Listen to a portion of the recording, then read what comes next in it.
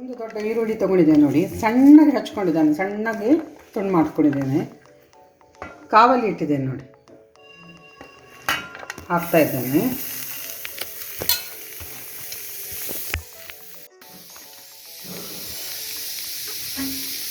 ಕಾಲಕ್ಕೆ ಎಣ್ಣೆ ಆಗಲಿ ಅಥವಾ ತುಪ್ಪ ಆಗಲಿ ಏನೂ ಹಾಕಲಿಲ್ಲ,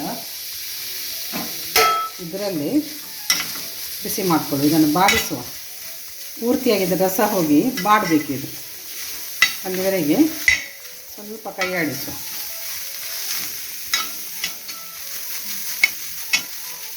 ಮೀಡಿಯಮ್ ಫ್ಲೇಮಲ್ಲಿ ಇಟ್ಟಿದ್ದೇನೆ ಗ್ಯಾಸನ್ನು. ನಿಧಾನವಾಗಿ ಬಾಡಿ, ಜೋರಿಟ್ಟರೆ ಒಮ್ಮೆಲೆ ಕರಟಿ ಹೋಗ್ತದೆ ಅದು.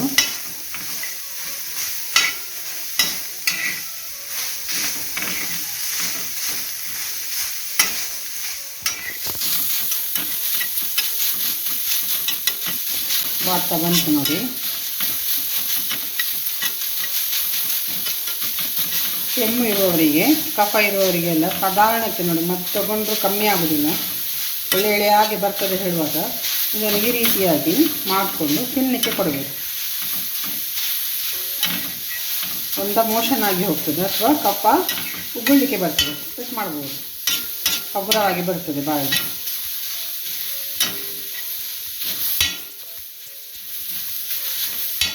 ಕಲರ್ ಚೇಂಜ್ ಆಯಿತು ನೋಡಿ, ಪೂರ್ತಿಯಾಗಿ ಅದರ ಈರುಳ್ಳಿಯ ನೀರು ಆರಿ ಹೋಯಿತು. ರೆಡಿ ಆಯಿತು ನೋಡಿ. ಇನ್ನು ಗ್ಯಾಸ್ ಆಫ್ ಮಾಡ್ತಾ ಇದ್ದೇನೆ ನಾನು. ಈ ರೀತಿಯಾಗಿ ಮಾಡಿ ಮಕ್ಕಳಿಗೂ ಆಗ್ತದೆ, ತಿನ್ನಲಿಕ್ಕೆ ಕೊಡ್ಬೋದು. ಮೊದಲೆಲ್ಲ ಕೆಂಡದಲ್ಲಿ ಹಾಕಿ ಕೊಡ್ತಾ ಇದ್ರಲ್ಲ ಈರುಳ್ಳಿಯನ್ನು ನೋಡಿ, ಪೂರ್ತಿಯಾಗಿ ಫ್ರೈ ಆಯಿತು.